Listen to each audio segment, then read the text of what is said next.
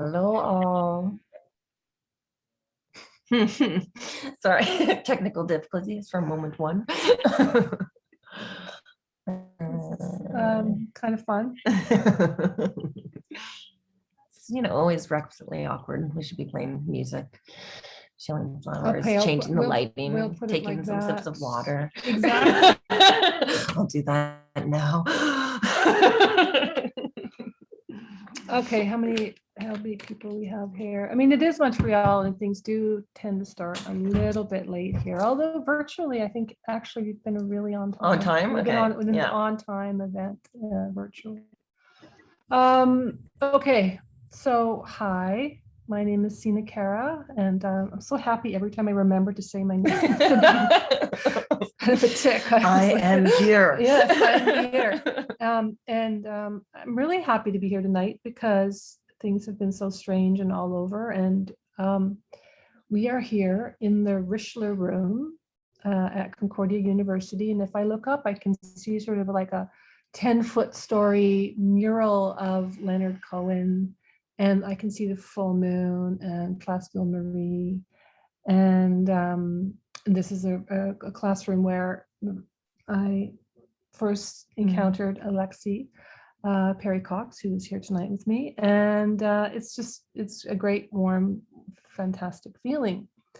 We are, however, yes, on very unceded lands. We are very unceded lands. We are in a city that, yes, we were just thinking that we like to think, or Alexie was saying, formerly known as Montreal, on the Ginyakahaka Nation in Jojage.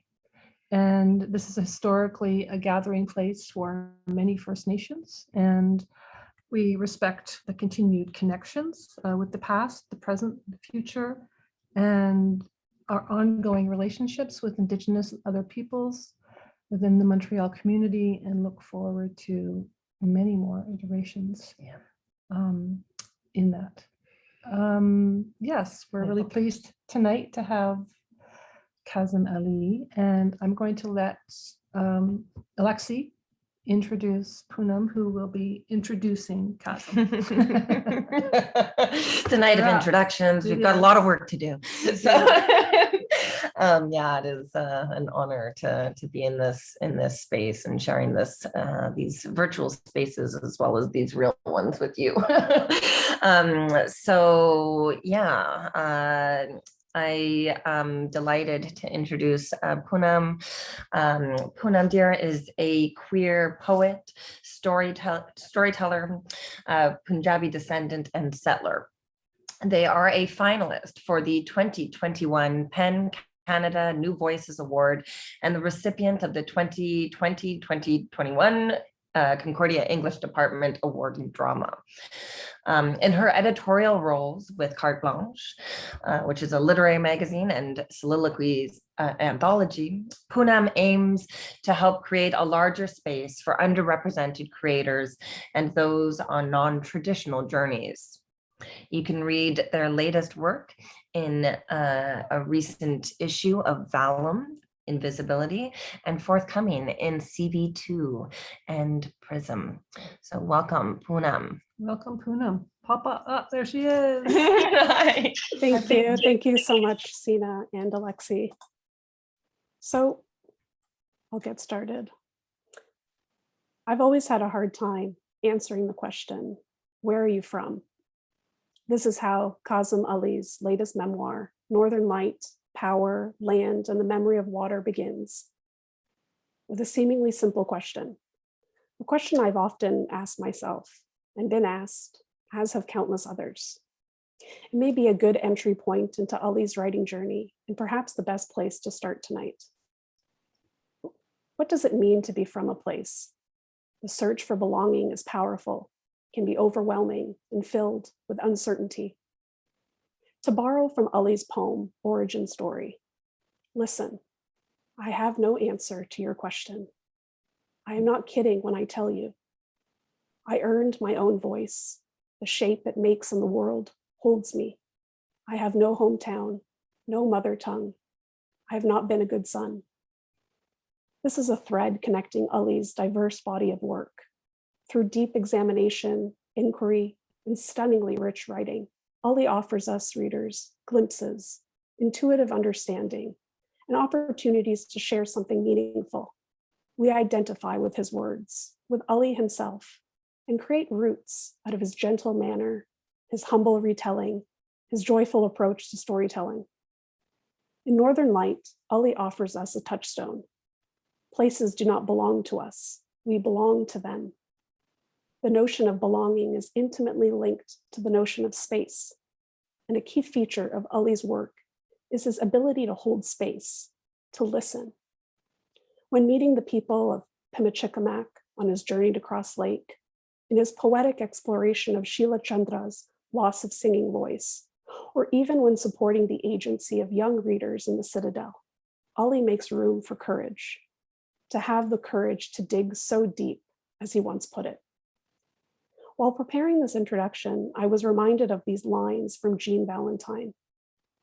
But I was made for this, listening. Lightness wouldn't last if it wasn't used up on the lyre.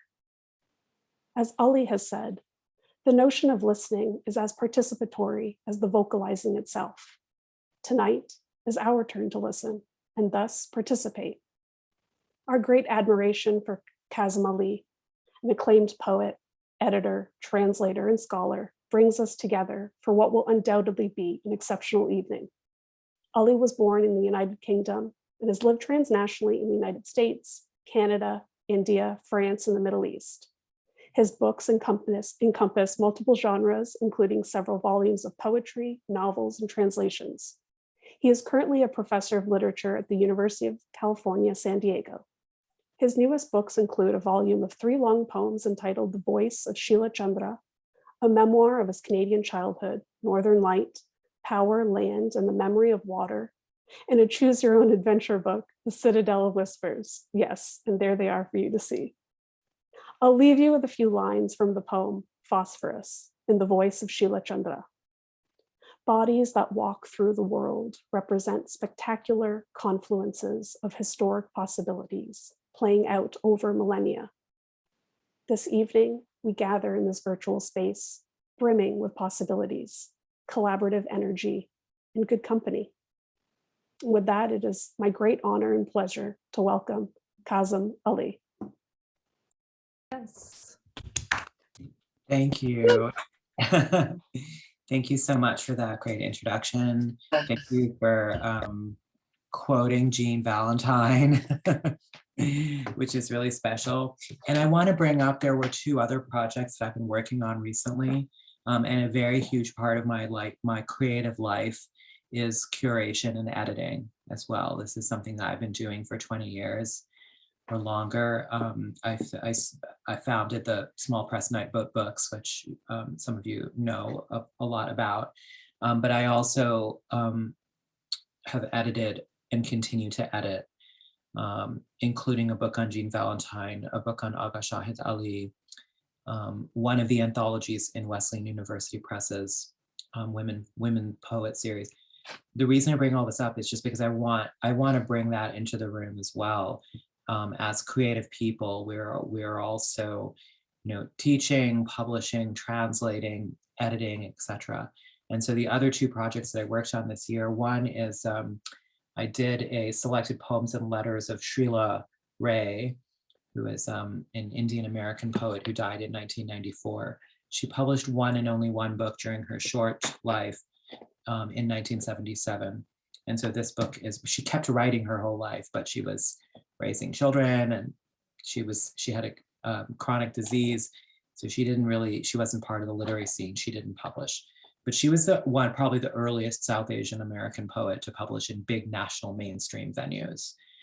She published in Poetry Magazine as early as 1966. So that's her. And then this just is almost out. It's called New Moons, Contemporary Writing by North American Muslims. And this is an anthology of poetry, fiction, and nonfiction by writers across the continent, including Canada. I'm super excited about both of those projects. And my new project, editing project, Sina's going to be excited about this. I'm not editing it, but I shepherded Coach House Books is going to reprint the 5 famous experimental novellas by Christiana Gunners. The one, wow. yeah, I knew you were going to be excited. Yeah, they came out in the late 80s, early 90s. They're sort of legendary. They're like kind of cult books, but they've been long out of print, long hard to find. They're these very strange little mixture between theory and fiction. And like before there was a term for auto theory, she was doing it, like Duras, sort of the lover. It's, like along those lines. So we're reprinting those 5 books in one volume. Yeah, one big volume. And I'm doing the introduction for that. So that's what I've been in deep today. I've just been like making notes and stuff like that. Wow. So yeah, I'm really excited about that. It kind of leads me into naturally talking about these 2 most recent books, because people are like, okay, so you wrote a book about a hydroelectric dam in northern Manitoba that was built on indigenous land and completely destroyed the ecosystem. And your next book follow-up volume is a YA interactive fantasy. What is going on? Who are you as a writer? Like, what is this all about? And I think about it, these are, I want to talk about a little bit, I'm going to read from the books too, but I want to frame it. I'm going to read from each book. It's just like a little odd. We're going to put 2 types of texts together. But the way that I think about them is the notion of an activist literature, and not an activist literature that has as its topic or subject. I mean, we have always had that, from the beginning. But I think what I'm thinking about more here is activist forms. Could the genre or form itself of the writing be something that invites an engagement or an activism? So I'm talking about innovation in form. In the case of Northern Light, it began because I was trying to write a memoir about growing up in northern Manitoba, in this tiny little town, which was a Manitoba company town, Manitoba Hydro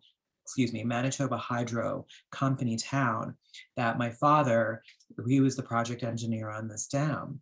It's a dam that brought cheap electricity to the entire project of Manitoba and sells around $3.5 billion, capital B, still to this day, of surplus energy to other provinces and to some northern US states, including Minnesota and North Dakota.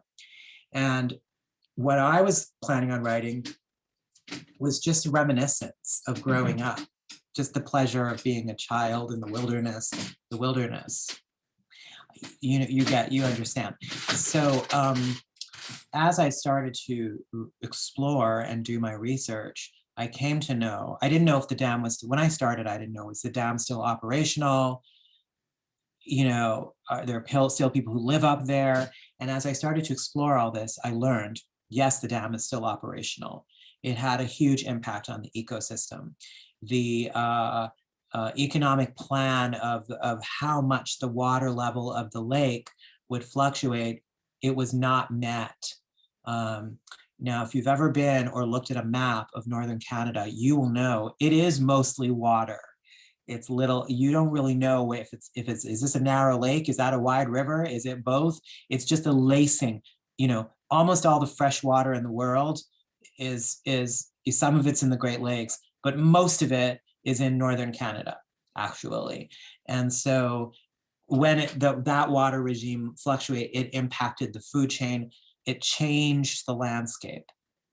And lo and behold, precisely the time that I was inquiring about what all this was happening, that community had just the previous winter been hit by a suicide epidemic. So this is something that we hear about sometimes in Indigenous communities. And that had just happened in Pimicikamak. And so I wrote to ask all of this information. And the chief at that time was a woman named Kathy Merrick. And she wrote back and she said, "You've got to come." I said, "I want to know what happened. Send me the information. I'm a writer. I'm working on a project." She said, "You got to come." So I said, "Okay, I'll come." And then they said, the council said, "Okay, come, but you got to go through a sweat lodge first." because we have to make sure you understand what we're about, what our community is about, why this is important to us.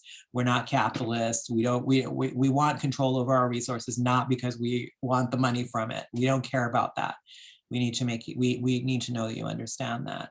So that is the story of Northern Light. I mean, that is, I went up and I spent time there in the community, learning and meeting the people. So, and contending with that. So it's part, this is what I'm talking about, activist form. It's part memoir as an immigrant, as a brown immigrant, trying to find the place that I belong, the hometown that I grew up in that doesn't exist anymore. It was just trailers that were packed up and driven off the land. Coming into the encounter with the indigenous, the immigrant, the brown immigrant, and the indigenous on either side of this national story called Canada. Neither one of us really having access to it, both of us being excluded on either side of it, and having to make compromises in order to get into that club. And what is one willing to make the compromises necessary? So that is the story of this book. It's part journalism, it's part memoir, it's part historical analysis, and it's part political commentary. So I did not find a way of just writing a straight up memoir of eat, pray, love. You know, I go north and, you know, sweat out my troubles and meet some wise indigenous figures that, you know, teach me about, you know, do you know what I mean? Like, it wasn't that, and it couldn't be that. And part of the activist form of the book is life after the book, extending beyond the book. I maintained the connections that I had with those people. I went back again after I had a plan to go back again, but COVID came. And I've been in touch with them this whole time, and am planning a trip when it's feasible to go back again. So I'll just read you a short little piece of it. This is when I first arrive in Cross Lake. And the person who picked me up at the airport, she takes me to where the sweat lodge is happening. Sonia and I shake hands goodbye, and I go into the big shed with Leroy. The physical sweat lodge itself takes up about 3/4 of the space inside the shed. The lodge is built of willow wood and has blankets thrown over the wood frame to keep the heat in. It's situated on a plywood floor with a concrete fire pit in the middle for the heated stones. The stones are heated outside for a long time. They glow red from the inside. They seem like they're alive. Big flat shovels are used to port the stones into a wooden trench that is positioned to slide the stones into the sweat lodge and down into the pit at the center. Each year at the end of the season, the sweat lodge itself, the frame, is given back to the earth and will be rebuilt the following year with new branches and stones. Leroy introduces me to Mervyn Drever, an elderly Cree man sitting in a lawn chair, jaunty in a plaid snap-button cowboy shirt and denim jeans. He's wiry, thin, and smoking a cigarette while balancing a styrofoam cup of milky tea on his knee. "Do you want some tea to warm up?" Mervyn asks, gesturing behind him to where an electric samovar bubbles, and I nod. Mervyn comes to Cross Lake. Oh, excuse me. I introduce myself to the other men who are sitting at Mervyn's feet, 2 white men. Mike is a middle-aged Canadian man with an easy smile, and he's the provincial auditor assigned to the Cross Lake Band. He comes to Cross Lake often, and on this trip, he's brought his friend Sean, who I later learn is a reporter for CBC. Mike leans forward and says in a lowered voice while Mervyn is pouring my tea, "Mervyn's kind of a legend around here. He is a longtime activist and has some notoriety among the young people because a while back in the 1980s, while he was on a trip to Ottawa, supposedly he went into the Parliament building and confronted the Prime Minister." "Really?" I say. "Oh yeah, it gets better. Ask him," Mike says, and sits back as Mervyn returns and hands me a cup of tea. "Mervyn, are you from Cross Lake?" I ask him. "No," he says, "I come out from Saskatchewan. I travel all through the Northern Cree territories so I can teach the younger people about the old traditions. Like the sweat? Oh yeah, like the sweat, and what the herbs are that you're supposed to gather, and how to do it. This knowledge is almost lost. Only the older people hold it, and we have to pass it along. This is the way for all the old laws and traditions. You have to know the prayers and rituals, how we pour the medicine into the stones, how long you stay inside, how many times to do it. These are all traditional knowledges. We don't write it anywhere. It's all passed down. You have to learn it from a teacher. Is it safe, I ask him? Does the Canadian government regulate the sweat lodge rituals in any way? I mean, is there any certification process for who is or isn't allowed to claim the right of being able to facilitate this ceremony? Hey, he says, sharply. He was mad, stabbing the air with his cigarette. You aren't in Canada right now. You're in Pimachikamak. We're the ones who pass this knowledge down to each other. No one has the right to claim it for themselves or sell it or profit from it. This is treaty land. We follow Aboriginal laws here. These ceremonies are thousands of years old, and only those who've been properly initiated into them are able to offer and supervise them. He softens a little and then reassures me, patting my arm. You're safe here. I do trust him, and legally speaking, of course, he's right. The dam the land was built on, the dam was built on, and the waterway it controls, though claimed by Canada as within its physical and political territory, was never ceded by the people who live here, not by war, not by treaty. In the late 1960s, Prime Minister Pierre Trudeau's government sought to dismantle the 1867 Indian Act. Then Minister of Indian Affairs and Northern Development, note the not unintentional dual purview of the portfolio, Jean Chrétien, consulted Indigenous communities across Canada who wanted the act amended but not abolished. They were not prepared to accept full suffrage in Canada at the expense of relinquishing their Indigenous identities and political and territorial sovereignty claims. Chrétien ignored the proposals and feedback from the Indigenous communities and instead presented the now infamous White Paper of 1969. The White Paper proposed to eliminate the Indian Act, thereby eliminating legal Indian status, and abolish the Federal Department of Indian Affairs. They would then transfer all financial obligations to currently held Indigenous land, which would become private property, to the provinces. The existing numbered treaties would be phased out, and the Indigenous peoples would become full citizens of Canada without any remaining rights as Indigenous peoples. Needless to say, the Indigenous activists were furious, and the Indian chiefs of Alberta, that was what the organization was called, the Indian chiefs of Alberta issued a manifesto dubbed the Red Paper, calling for, among other things, the existing treaties to be honored and the granting of full Indigenous sovereignty on lands currently held in trust by the Crown. This would include all of what you would think of as First Nations, reserve land. Not until 1995 did Canada recognize Indigenous rights to self-government, though it stopped short of acknowledging political sovereignty of Indigenous community as nations themselves. This is important, I'm sorry.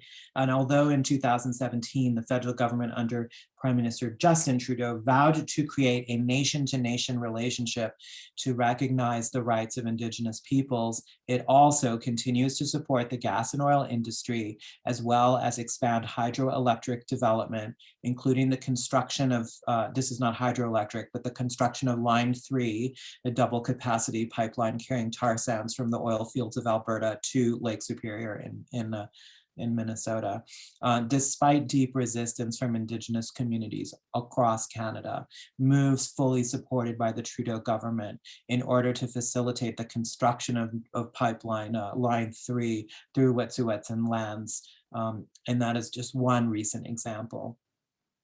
Mervyn goes on, the landless government in Ottawa pretends that they own this land, but we are not on Crown land. We are on treaty land.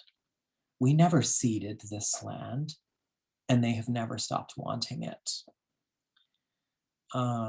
I'm going to skip ahead because I wanted to read the Ottawa part to you. Mervyn, I heard you used to go to Ottawa.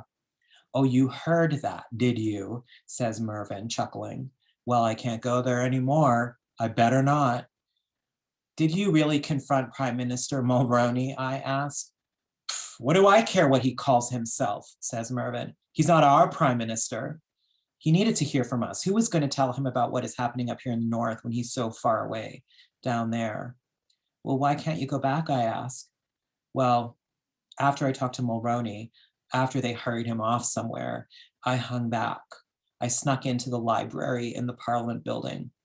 I had brought my pipe with me, so I took it out and I smoked sacred tobacco in there. You know what? My smoke is still hanging in the air. They can't get away from me. All right, that's just a little excerpt from this book. I hope to give you a flavor of the fact that I'm trying to write a narrative nonfiction. I'm trying to also tell my own story. There is not much of my own dramas of feeling, like a person without a home and where do I belong and what does all this mean? Like there's definitely a strong flavor of that in this book. And then the part of I have weaving in some of the historical and some of the political as well, because the truth is, I was writing it for an American audience, but the Canadian publisher was just as strong about the fact that a lot of this history isn't known. And I want to give you but one recent example, which is when the story started to break in the previous year about the mass graves being discovered at the residential schools. And there was a lot of, rightfully so, a strong response to, wanting to do reconciliation work and mitigation work around this horrible truth that the residential schools were killing fields oftentimes. But this is a thing that has been known in the Indigenous communities for a long time. And nobody in the Indigenous communities were surprised by any of that. And now I was there in when I lived there was in the 1970s, but my trip that Northern Light is about took place in 2017. And even then, Jackson Osborne, who is the elder who is holding up a photograph on the cover of the book, that's his hand holding up a photograph that he took. He was looking for what happened to his aunt who had disappeared in the residential school system, and nobody ever knew what happened to her. So this is something that's been very well known in the community. And I do recount in the book a researcher, a forensic researcher named Anne Lindsay was trying to find the mass grave in at the residential school in Brandon, Manitoba. And she was interviewing survivors and getting them to recount to her from memory. And she followed a map that one of them drew her on a bar napkin to what is now a parking garage that she then in Brandon, that she somehow got permission to excavate in. And they discovered a great mass grave of 50 bodies of young Indigenous people, exactly where the survivor told her that it would be. Based on you go by the creek and then 100 yards down, you hang a right. That's what she was doing in modern 2018 Brandon, and she found it. So that's an example of this is a history that's right in front of us. We just don't know it, and we haven't paid attention to it. We've been looking that way, and it's been just over here. So so that's what I have to say about Northern Light. I talked about it for a long time. I don't know if give me a time check, because I don't want to cut us short on the discussion part either. Are you going to read a bit more from? You're going to read again, right? A little bit. Yes. I could read a little bit from this. Yeah. Go ahead. I'm going to read a little bit from this, and I'm just going to say one thing about the activist forum I was really inspired by the young people of young activists like Autumn Peltier, the Indigenous activist, like Greta Thunberg, like the students from Parkland High School in Florida who are doing anti-gun control. This was not like a Harry Potter or a Pevensey, Peter and Susan Pevensey, from Narnia stories, where the children don't know well enough and it's like a growing up or a coming of age story. Instead, I wanted young people who had agency, who were immediately involved in the world.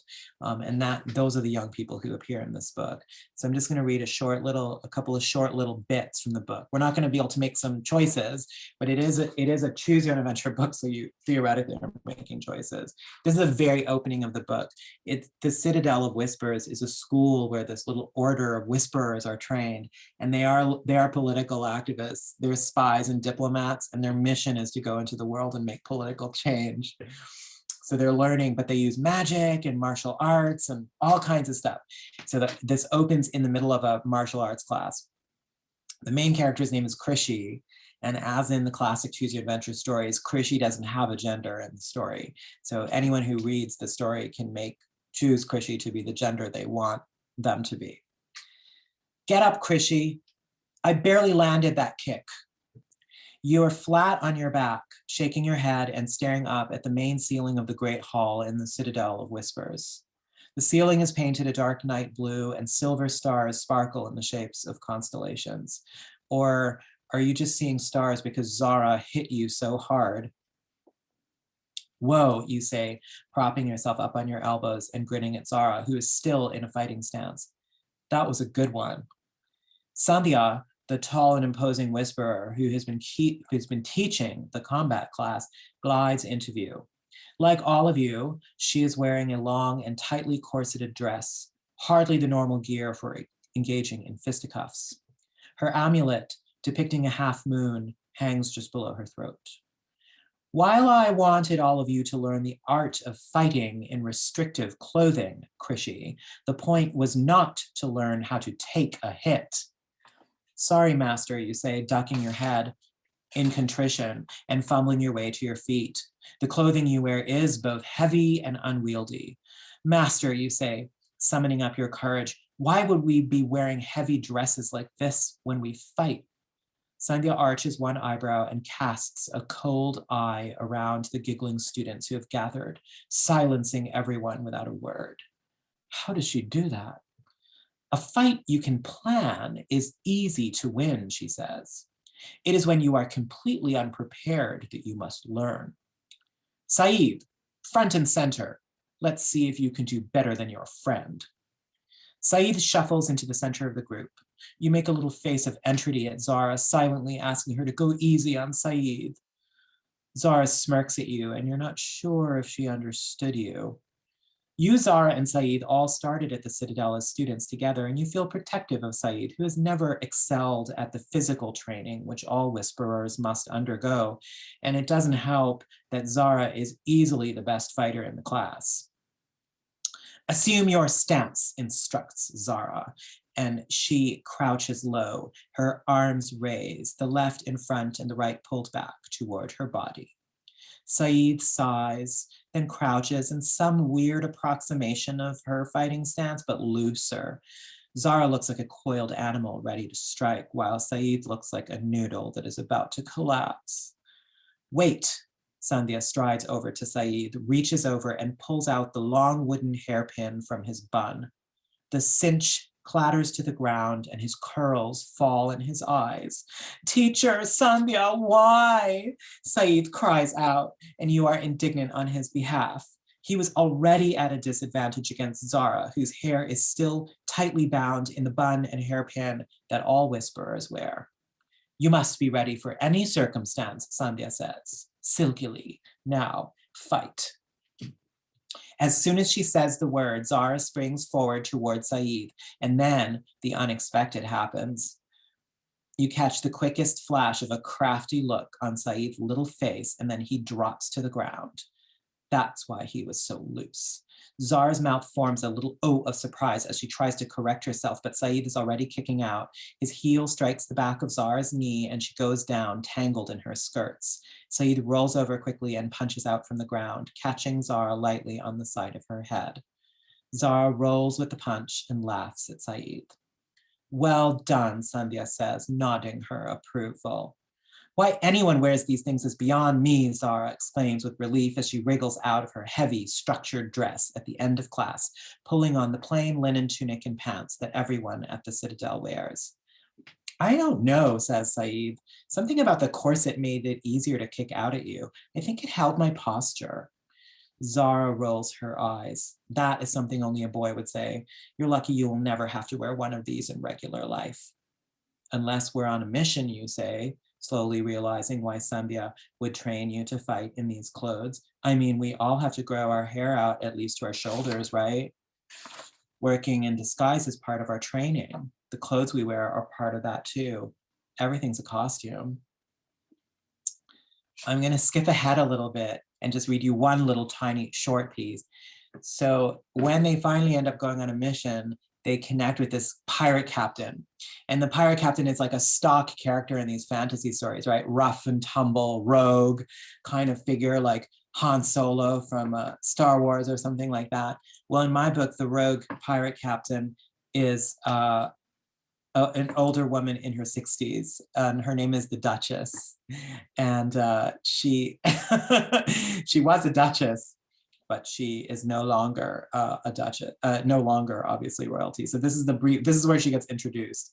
She's wearing a waistcoat of claret velvet, which, if you know the poem The Highwayman, is how the highwayman is described. You walk in quietly, trying not to disturb the singer. It's the sea captain you saw earlier. She sits near the fire on a stool, a long pipe in her hand, and she fills it with dried green leaves that she takes from a pouch in her belt. I thought it was unusual for women to be captaining and sailing, you say. Well, I'm an unusual woman, she says, simply lighting her pipe and puffing away. Delilah Kulsum, the Duchess, at your service. So then they chat. They're the leading council. They're trying to figure out a way to get to the mainland, and that's what she's there for. Let's see, where are we? Hold on a second. How far of a sea journey is it? You ask out loud. Everyone turns towards you, curiosity piqued by the peculiar question. Sea travel is very unusual because of the stormy nature of the seas, even for the very brave. I can get you there by daybreak if we leave quickly, says the Duchess. Impossible, Sandhya snaps. I know the secret water roads, she says very simply. No one knows all of them, Sandhya says. Only the Duke himself could travel that quickly and be in possession of those maps. Or the Duchess, she says. How is it that the Duchess has permission from her husband to captain a war galleon, Zara asks. The Duchess smiles. She doesn't. Captain a war galleon? Have his permission. So later on, they're all on the boat together, sailing off, and the kids are up on the rail, and it's the middle of the night, and the Duchess comes up. What are you lot still doing up? The Duchess asks, leaning on the railing and pulling her flask out of her coat. What are you still doing up? Zara asks the Duchess impudently. Huh, the Duchess laughs. I run this boat. I have to be up. As long as she's in the water road, then I gotta navigate her out. Can't trust anyone else with that. How did you get your husband's maps? Zara asks. The Duchess takes a swig from the flask. Stole them. Wasn't he mad? Well, why do you think I'm working as a pirate captain instead of living in the lap of luxury, eating peeled grapes being served to me on a platter? But still, Saeed says, you wanted to be a pirate captain. That's why you stole the maps in the first place. The Duchess laughs again. Laddie, she says, clapping him on his thin shoulder, you do not know how uncomfortable it is to sit around all day long, corseted into a voluminous dress you can't even move in. Actually, Saeed says, leaning into her conspiratorially, I kind of do. So that's a little advanced taste of the Citadel of Whispers. I didn't read you any sections that have choices in them. It is a choose book, so you are actually directing the story and deciding where it's going to go. But that is just a couple of readings from the very opening of it. Thank you. I'm gonna put you up. That was extraordinary. And sorry, I don't know. I think for me personally, other than the fact that I'm teaching, a course right now that is, forms of popular writing that sort of uses the choose your own adventure as the structure of the course. It is, just a delight to hear you read this work and to think about, I think, yeah, for me personally, just that sort of that interactivity in a book and thinking about, getting the chance to talk about a work. I mean, you were saying before we started this, the event in its, official start, that you hadn't read the work aloud to people yet, and that you were able to sort of get them to do some of that work on their toes and to think about that. And I think that's probably partly why I'm so, interested in this form, thinking about how, you really, don't know where work is going to go, and why I wanted to talk particularly about this book and think about, yeah, like where you want it to go next. We can know the fact that it is inspired by these young activists and by the form of literature being an activist literature and it going, into those directions. And so where do you want it to be read? Well, what's also important to me is that it is a fun story. Yeah. It's enjoyable to read, and it's kind of like, it's a great adventure. And so I've read a lot of fantasy stories myself, and I didn't want it to be too heavy, too serious. I'm not really reinventing the wheel in terms of the plot, and I like to lean into the stock characters that exist and try to present a new spin on them, or try to, reinvent them or recreate them in a way. So the Duchess is one example of how I do that, but there are many other characters throughout the book who sort of behave in unexpected ways, or are not what you think they are, or transcend. There are many, many characters who transcend like kind of gender norms, quote unquote. And it is intended to be the first book in a series. So I was also thinking about like the wider world. And then the other important thing to me was fantasy as a genre is a participatory genre. So fans of different novels or movies, like they engage in a lot of dialogue back and forth around their favorite characters and what they do and why they do what they do. And there's like whole sites full of fan fiction. And I think about this work in fan fiction. They create their own relationships. There's like many like websites devoted to like Harry Potter and Draco Malfoy like being a couple. It's like it's this whole, don't Google search that at work. But there's this very much like participatory concept of like the world being open, and I like that. Like I'm excited. This is a game book, first of all, because like I did not want to write this as just like a typical straight up narrative. I wanted the interactivity part of it. If it turns into like a game, a board game or a role-playing game or like something like that, I would love that.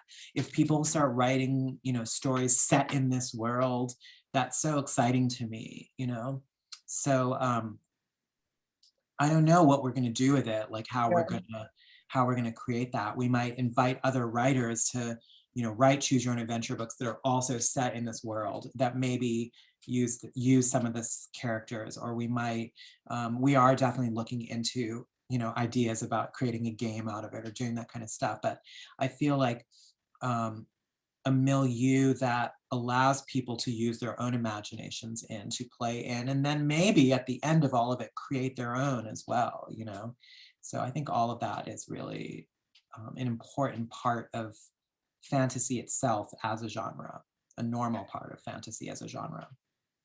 So of course I have to ask you, because I looked at your Twitter feed today and I saw you holding your stack of the five books that you've published.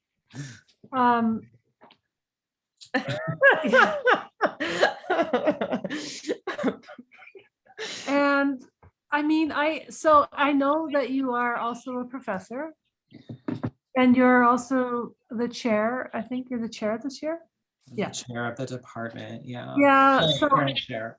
yeah, so I know a little bit about what that is. And then, are you still involved with Nightboat?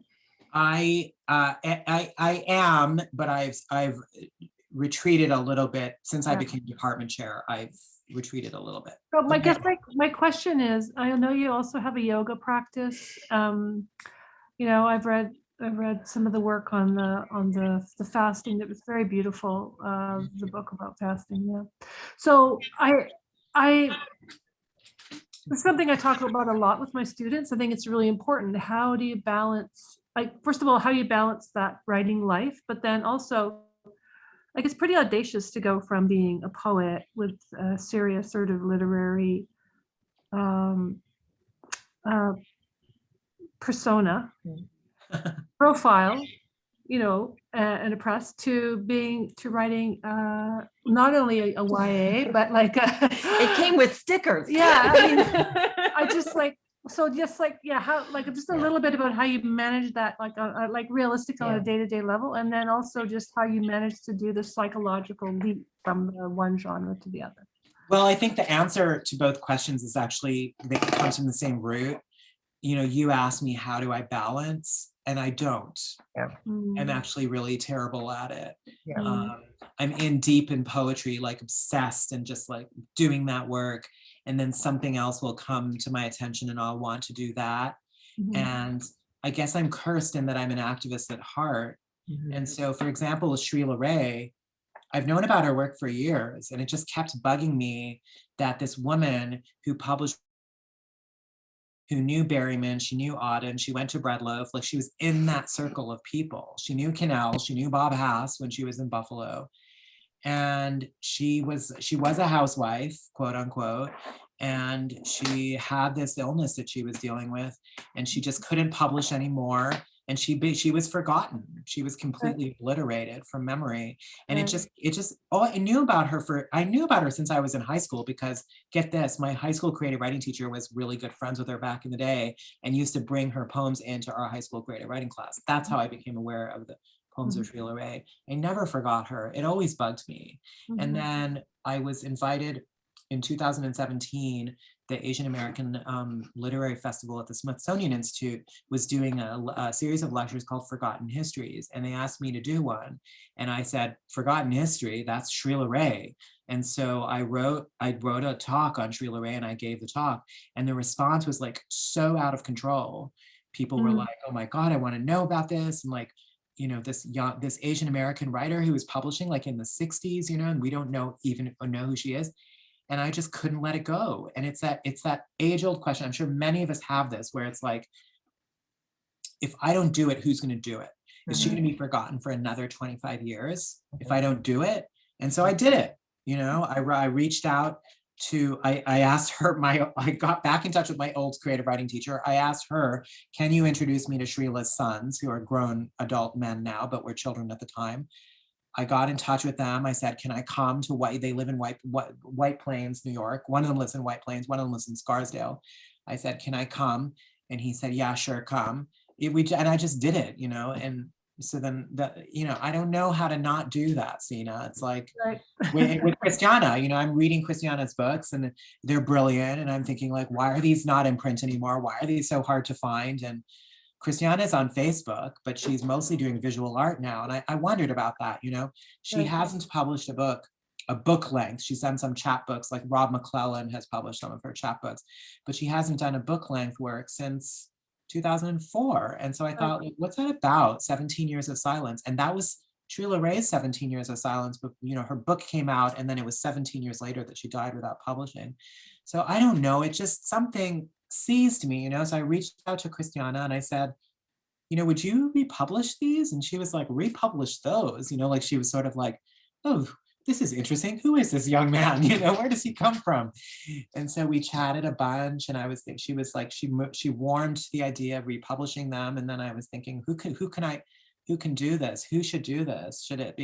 who should it be, you know? Gross, absolutely. Oh, child, you know, so I wrote to Alana and I said, do you remember Christiana Gunners? Yes, she She does. wrote Yeah. back immediately. She was Yeah. like, oh my God, Christiana Yeah. Gunners, what is Yeah. she up to? What is she doing Yeah. now? Yeah. You know? Yeah, she's a big fan. Yeah, So we- it just happened. It just happened, you know?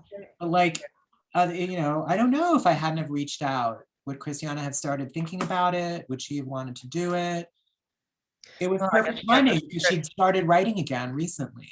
Those are Yeah. those two chat, she'd done two different chat-books recently, one of them with Rob and one of them with someone else. I forget. I don't know who did the other one, but so I don't know. It's like we have to be here for each other because like Yes, publishing of absolutely. fine literature is not like the publishing world, like the main like commercial world that's out there, like the big huge buyers of like they don't give a shit about the real live, like the real important work. So it's us Yeah. that have to do that. Look out for Sri Right. Loke, look out for Christiana, look out for. So I just feel motivated to do that work. And it's the same with my own writing, you know, poetry, essay, fiction, like what's seizing me right now, teaching, chairing. I mean, God, that's a whole other thing. But with the YA, it was kind of like, I'd always loved it. I'd always read it. I always loved watching those superhero movies. I Right. kind of made up little stories in my head. I'm writing, as always, I'm writing once again in just in another form. I'm writing the book I wish I had had to read. I Right. feel that way as a poet, like as a young poet. You know, Jean Valentine was there, of course, and Fanny Howe and others, but I always felt like I want to write the poems that nobody else is writing, only I'm writing them, you know? And this book is like that for me too, same thing. It sounds like you had a lot of fun writing it. So much fun. It was, do you want to see the board? Hold on, it's right here. I was gonna ask like the actual process of how you came up with all the multiple endings, how It it was actually. hard. I did a hard copy. I did a hard copy. I know that there's like Twine, you know, Twine, TWINE. There's other types of software that you can use to write these kind of interactive fictions. But I did it old school, like flowchart style. Mm, I don't know if you can see. Beautiful. That's what I like to see. That was, yeah, my next question. There's three How of you these. actually did it. And then you can see that there's revisions too, you know, like you know, crosswords and Wow. stuff like that. Yeah. Yeah. And then so I plotted the whole thing first. And then I wrote it. And occasionally like stories would come like at random moments. So we were watching the Crown, that movie, that show. And at some point Princess Margaret goes to visit like the cousins who are in the asylum, like they're kept separate from everybody because they have developmental problems and the royal family wanted to keep them out of sight. This is historically true, right? And so one of the women's names is Etheldreda. And I heard the name Etheldreda and this character sprung, you know, fully grown in my head. And so she is an important character in this book. She's not related to real life Etheldreda that Princess Margaret was talking about, but the name just like inspired me. So then I'd pull out my notebook, I don't have it to show you, and I'd scratch like a little flow chart on the page of the notebook, like, okay, this is gonna be this plot that I'm gonna stick in there. It was really fun because it was very like very kinesthetic to like just like very like choreography almost, like moving chess pieces around on the board and like figuring out like who's going to be where. There's an overarching plot and time passes throughout the book. So depending on the choices you make, you might like, you know, there'll be like a clock ringing and then like you'll be in some other part of the story and that bell will still ring, you know? So I wanted to do, and then there's like one specific bar that, you know, that is like the tavern is like another kind of stock venue in fantasy stories where like the characters go to the tavern to, you know, get the gossip or everything. So there's this one tavern in the story that you can visit at all these different, throughout all the different varying branching strands of the story, you can end up in this one place, but depending on which part of the story you're in, you go to like a different part of the building and different things happen to you there. So it's kind of just a cool way of, even though it's a story that branches out and has like 30 some different endings, it still has a holistic, overarching timeline in which things happen. Yeah. And that was really fun to do as well. And that's not the norm for choose your own adventure books. How are you going to write the next one? I've already started plotting it. I'm so excited about it. Yeah, the initial set is going to be a trilogy. Yeah. And that will complete the initial story. And then the notion is then the world will be open for like various different types of episodes to happen in. Okay. Which I'm very excited about that stage of the project too. And do you think it will be informed by how this particular book is received? You know, like as far as like when you I start hope so. having, I mean, you know, I love your to get readers get feedback. their input. Yeah, I love to get feedback from people, and I love it when people have their favorite characters. I have this dream that people will like cosplay as the characters from the book, or like go to Halloween like as one of the characters from my book. I would love that. I think that'd be so cool. Like Harry Potter with like a little lightning bolt. Yeah, exactly. Well, I'm ready to dress up as the Duchess. So. She's like the runaway character. Most of the characters in the story are the kids, and there's a couple of adult characters that are like in supporting roles, but the Duchess is in a somewhat more of a supporting role. She's one of the main characters in the book. Yeah, that was great though. And seeing like, sorry, just jumping in here, but seeing that flow chart was incredible. It just feels like, okay, I'm getting a bit of the like inner workings of your mind. Of my mind. Yeah, no, it's just like the joy was coming out. Like there is also a map that's like definitely a part of any good fantasy story is the map. So there is a map at the beginning. And now this is the cool part is I drew this map like on a piece of notebook paper and sent it in. And then they hired an artist to like create the map as I drew it. So yeah, it's incredible. It reminds me of like when I was a kid reading the Lord of the Rings books, and it's such a well-developed world that you were immersed in. So yeah, I'm definitely really, really impressed with that. Looking forward to getting my hands on it and reading it soon. I showed Poonam my advanced copy. Like yes, and I was like, yes, I want to borrow it, but I also want to let you read it. So soon enough, for sure. I saw Sina was holding Bright Felon, and I know it's a much older book, but it has a very special place in my heart. And so I hope you don't mind. There you go. I love how it's close by, as it should be. I hope you don't mind. I'd love to ask you a question. I read an interview where you actually, you mentioned this term, genre queerness, in relation to that book, Bright Felon. And so I was just wondering how you define that term, and if, because when I hear queerness, I think of a number of things, and I'm just wondering if it relates then also to sexuality or gender expression. Thank you. So I've been using that term genre queer. I'm going to claim it. I'm pretty sure I invented it, or at least I invented it first. Seriously, I've been using that term since 2007 to describe Bright Felon. And when they were doing the marketing copy, you know, to say something was genderqueer, I mean, genderqueer has been around as a term for a long time as well, but it was not as much in the public sphere and known as a term. So when I started using the term genre queer, people were not necessarily clear on the fact that I was riffing off of genderqueer.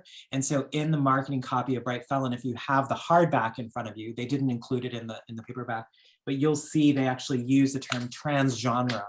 Okay, because they felt that, okay, the word transgender, people know what that means. The transgenre, they'll understand better what we're talking about here.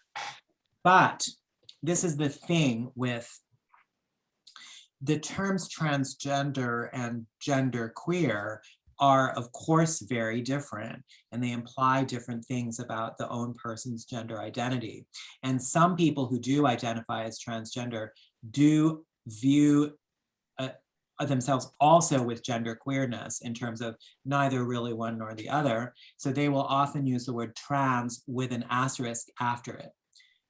And you would not say transgender as in I am MTF, which means now I am F, or I am FTM, which means now I am M, instead of a broader fluidity around transness as a condition, right? And so whereas gender queerness, that term gender queerness, I do think holds that, yet at a somewhat reduced iteration in terms of like without a real bodily change or without a real like to go to say like what is genderqueer behavior versus trans behavior. So Ricky Wilkins in her book Read My Lips, which is about gender queerness, she talks about gendered behavior like, and this isn't somewhat old school, right? Because I think that book came out in the early 80s or something like that. But she gives us an example. She gives two examples. She's like the tough football player who cries in the locker room after losing a game. That's an example of genderqueer behavior because he's leaning into what is considered like emotional vulnerability, gendered female, right? Or the other example she uses is the ballerina, the tough ballerina who will like push anybody out of her way because she's embracing the masculine behavior of competitiveness or brutishness. So what I thought of is when I think of cross-genre work, I often think of people thinking about work that lies between poetry and prose, but does not necessarily fully embrace either, or separates them fully, like this is cross-genre because here's prose and here's poetry, and this is normative prose and this is normative poetry. But what I thought Bright Felon truly was genre queer. It's neither, it's both and, anti, non, like it slips in between. And part of how it slips in between, of course, is that although it is prose lines, it does not use the paragraph as a formal unit of meaning. Even if visually there are sometimes sentences that are next to each other in an indented form, it's not a paragraph that constructs meaning. It's rather just like a container for that. It's a paragraph the way maybe Stein's paragraphs were, where they're visual arrangements. They're not rhetorical paragraphs. Although Stein also did use a rhetorical paragraph in other parts of her work. I think I'm talking about maybe the paragraphs as they appeared in Tender Buttons specifically, as opposed to her other like more essayistic and more rhetorical work. Having it live in that kind of, let's say, lesser defined space, did that affect the, let's say, marketing or the kind of publishing? Oh, yeah. Okay. Yeah, does it 100%. I'm going to assume that means in like or maybe you could just, yeah. Yeah. Okay. It's in a bad way. I wanted it to be taken seriously as a memoir. I really did. I was like, this is my memoir. This is my autobiography. This is the story of my life, as true as I can tell it. I wanted it to be read that way and encountered that way, but it absolutely was not. I couldn't publish it that way. I did try. There's a famous series, a good series of gay autobiography and memoir that runs out of Wisconsin, University of Wisconsin Press. I was really gunning to have it included in that. And the editor, bless his heart, hardworking man, great editor, he's edited lots of books. He was like, this is poetry. I'm sorry, can't do this, And I kept trying over and over again. Finally, Susanna Temminen from Wesleyan said, I'd love to publish this, but we're going to publish it in the Wesleyan Poetry Series. And I said, fine, publish it in the Wesleyan Poetry Series, but write lyric essays on the back cover. And that's exactly what happened. But I don't think people took it seriously in that way. And even though now there's like much more of an attention paid to the notion of the experimental memoir or the lyric memoir, those conversations don't include Bright Felon for the most part. I mean, people talk about Maggie Nelson and they talk about, T. like Fleischman, and they talk about, they don't include it. It's old too. It came out 12 years ago, 13 years ago almost now. I'd love for it to have a comeback. I'd love for people to now take it seriously as a book of prose, as a memoir. Yeah. I was going to say, it seems like the space right now is ready for it, because I mean, we're seeing such a shift. And is that something you would consider doing or approaching? I'm pointing at you. Remember what I said about Shrila Ray and what I said about all the people, all the Muslim writers, about Jean Valentine.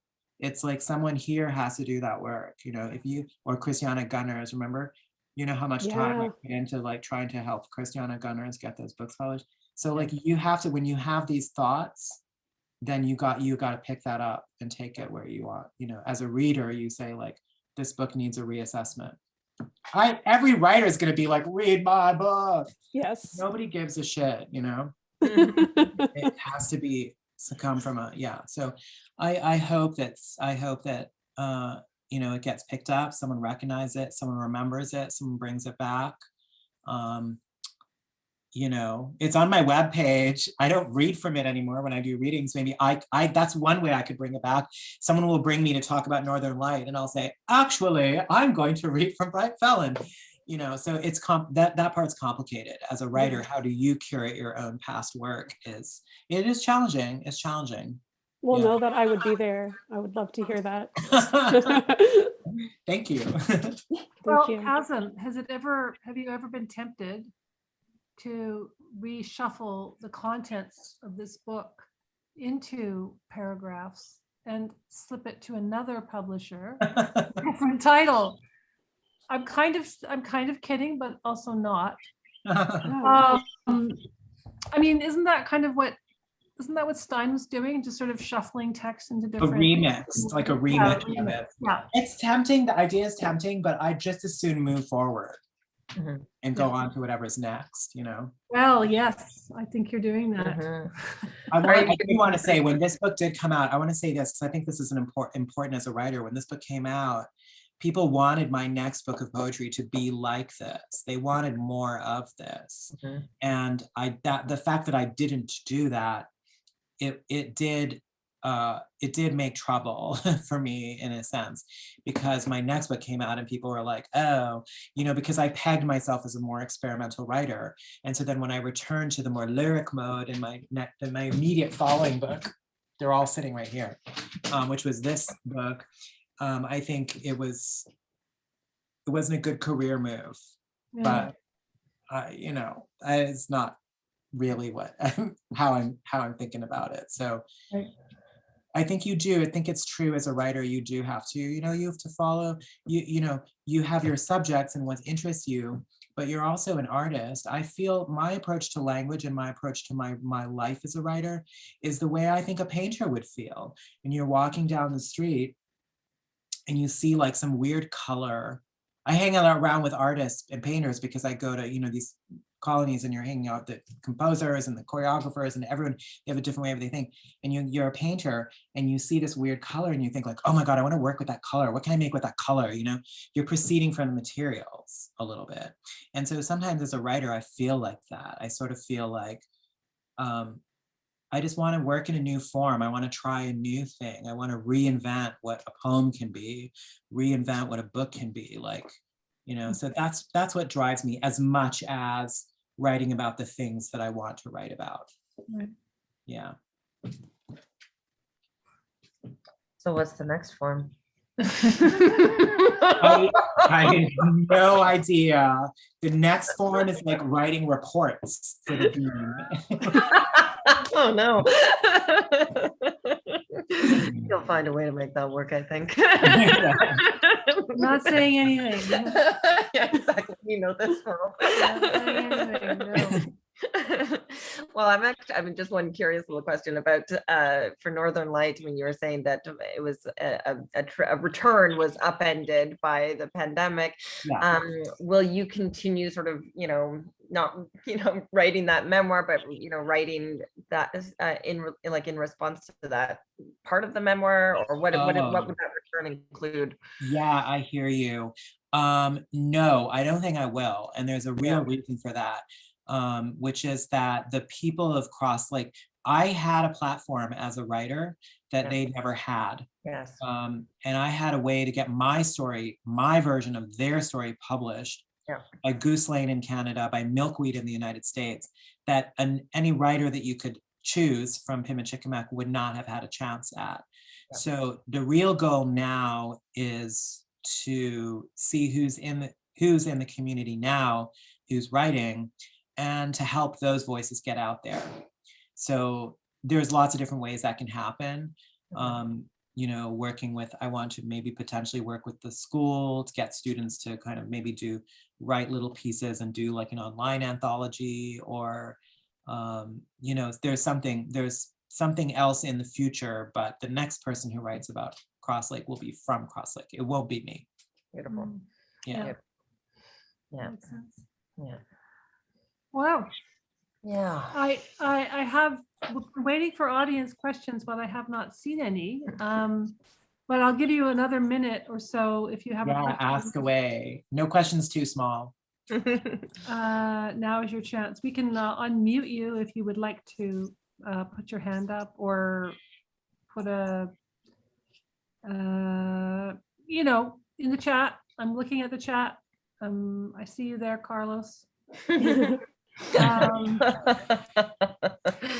While people are figuring out if they want to ask, oh, there is one Emma, from what Emma. are some tips for aspiring writers? Wow. I mean, that is a really good question because there are so many. I would say I'm probably going to repeat some things that you've heard before, but I would say read a lot and not just what you want to write. Just read a lot of great literature and, you know, find the people also who maybe are not read as much anymore. I've been reading Thomas Hardy recently. Oh, wow. And there's always something exciting there. I think we live in a very media saturated world, and we live in a very time compressed world. In fact, we live in a moment of a lot of immediacy and not a permanent now, but rather a permanent, like almost continuous change and shift. So it is hard to pause and slow down. I would say like trying to choose a window as a social media or info fast, whether that's like, I don't know, an hour each evening, or whether it's like 3 hours on a Friday, like whatever works for you to try to figure that out. We used to talk about daily writing time to try to create that time where you can leave other things aside and sit with your notebook and just write.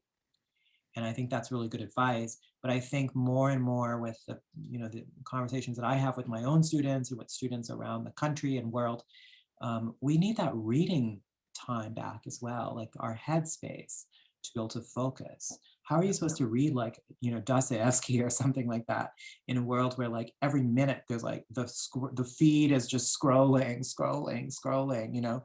You can just sit there and like, I've seen people do it in front of me, just sit for hours, just scrolling through the feed, you know?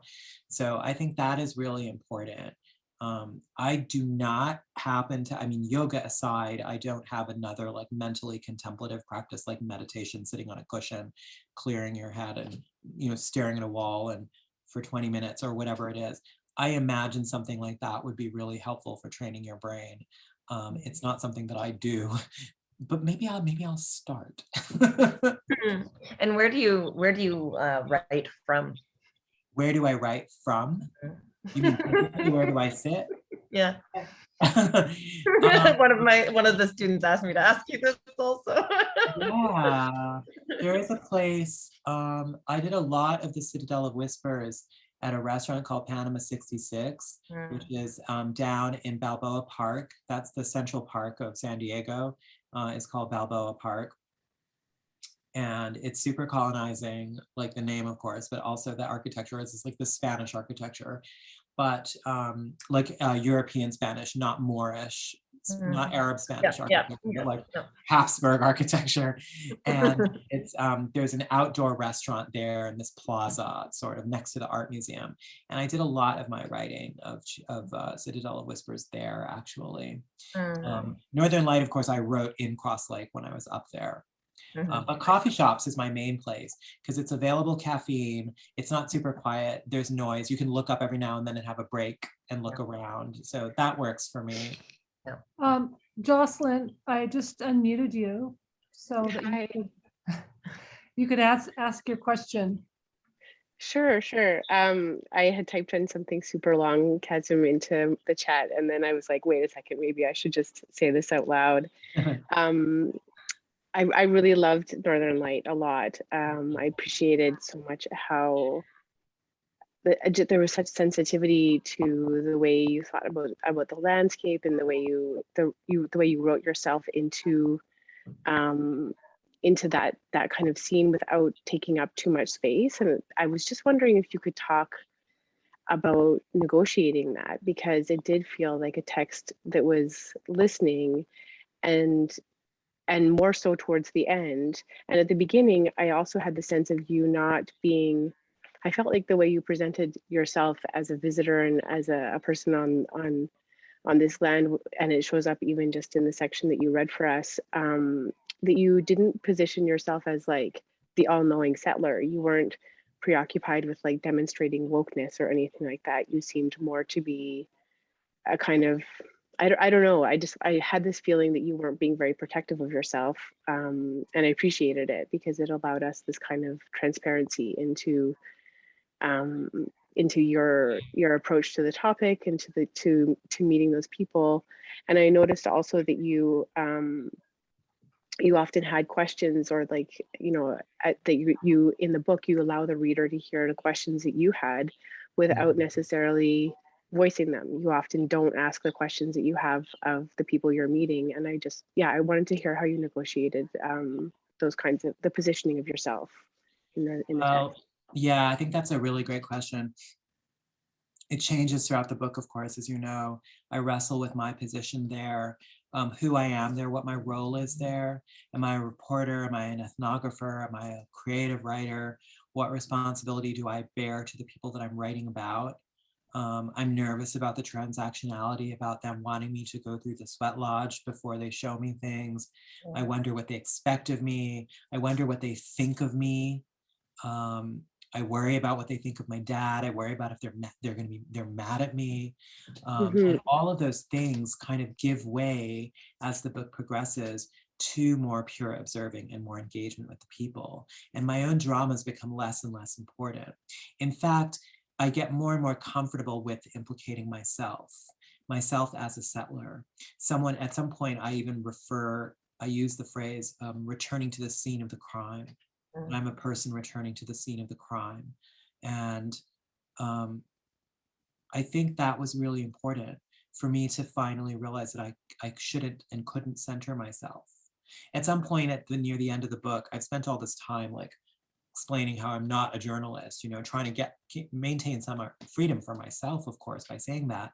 And towards the end of the book, Margaret, one of the elders, refers to me in a conversation with others as a journalist. And I say something like, well, maybe I am a journalist, like I kind of give up a little bit that need to control who I am in the story.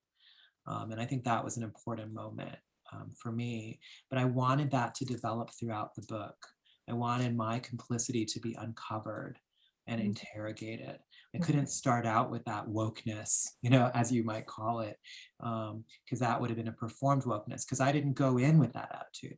I needed the I in that book to be a character who grows and learns throughout the book. That the I, the speaking person in that book, does have a dramatic arc that unfolds through the experience of being there.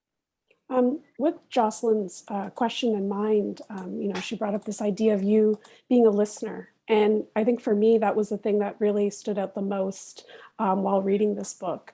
And so I'm just curious, because I really did feel like you took such seriousness in your role of being there. And you really, it brings me back to this notion of responsibility. And I'm wondering what you think is the responsibility of the writer. And with that in mind, who do you think should get to tell certain stories? Well, that's the issue, right? I mean, I told this story because I could, but I also had access in terms of, my pieces, excerpts from this appeared in these major magazines, and my book was published by major publishers in 2 different countries. And so that is a position of power. And I think that was hard for me in the beginning to really fathom, because I thought, I'm a brown immigrant, a refugee, a queer. How am I the person in power in this situation? That makes no sense at all, And it was like, yeah, you do. You have more access to a platform than these people. And like I said, same thing with the mass graves being discovered. The people from Cross Lake, everything I said in Northern Light, every last thing I said at Northern Light. They have been saying all along in all the 40 years since. I didn't say anything new in there.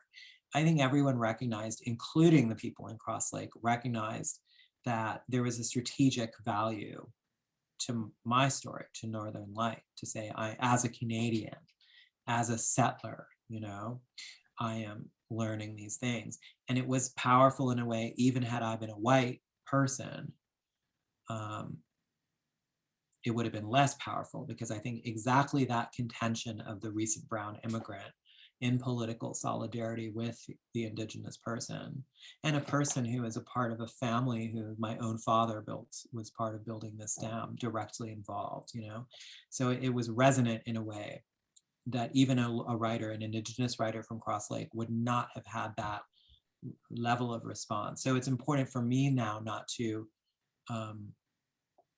you know, to really see that in service of the local community and to help uplift those voices. That's why I say the next book about Cross Lake will not be written by me. That, like, there will be no sequel to Northern Light.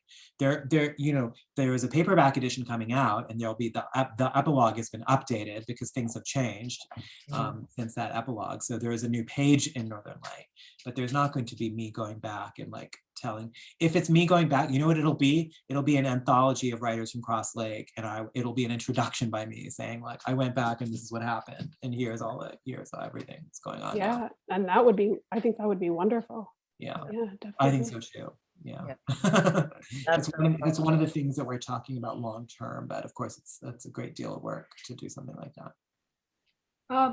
Emily, do you want to ask your question? Are you there, Emily?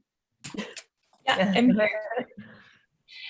Yeah, so I was just interested in asking about the beginning of Night Boat books, because it is a press that I've like long admired for who and how it chooses to publish. What's your favorite book from Night Boat? Oh, that's such a hard On the spot. I know. I'm gonna put it in the chat. You have to let me think about it. Because I don't want to get derailed from my question. And I'm you just don't have to say only one, you can say more than one. okay. Well, thank you for that allowance. But I'm just interested in how it's been able to sustain itself over time at the caliber that it does. And this is of personal interest to me because that's something like my dream is to start my own press. And yeah, so I was just wondering if you could speak to what the beginning of Night Boat was like and how you've maintained it over time. Yeah, I'll say, I mean, I could talk about this for an hour, so I'm going to just say like a couple of things and just, you know, hopefully try to keep it tight. It was a lot of work at the beginning. We didn't know anything about publishing really, and we started it with a very little money, but we knew we had to raise money. So we did things like write grants to the local county arts council. We did a reading and a benefit. We did a lot of different things to raise money. And we opened a contest with a reading fee that helped us a little bit. And so all of that went into, but everything went back into publishing. And I ran it out of my apartment in the beginning. So, and everything was like, I think it would be a lot easier now because all the submissions are, you know, electronic now. Our submissions at that time, this was in 2004, it was all paper. So we had like probably 30 boxes of manuscripts lining the walls of my apartment. I lived in a railroad apartment in Beacon, New York. Sina, did you come to my apartment? Yes, I did. You came upstairs, yeah. So it's like it was a railroad kind of long hallway, and the hallway, like the one side of it was just stacked boxes. So you had to like sneak down basically. And it was a lot of legwork at the beginning, but we also knew what we wanted to do with it. You know, there's certain different kinds of presses. There's lots of different presses that people run where it's like, I'm just going to continue running it myself or with a couple of other people, and we're going to publish a couple of books a year or whatever it is. But we really wanted from the very beginning, like our mission was to publish a kind of innovative and experimental literature that we did not see being taken seriously in either mainstream or independent publishing. And so we from the beginning wanted to kind of take over, you know, like that was always part of the vision. We always meant to grow. And so we kept growing. We brought in new people. And this is really important, very, very important. I always wanted the best for the press. And so when I brought in new people, I wanted them to do the best at what they were good at. And I wanted people who could really put the time in and build. And so there were plenty of people who wanted in, but didn't have the stuff or didn't have the commitment to kind of keep with it.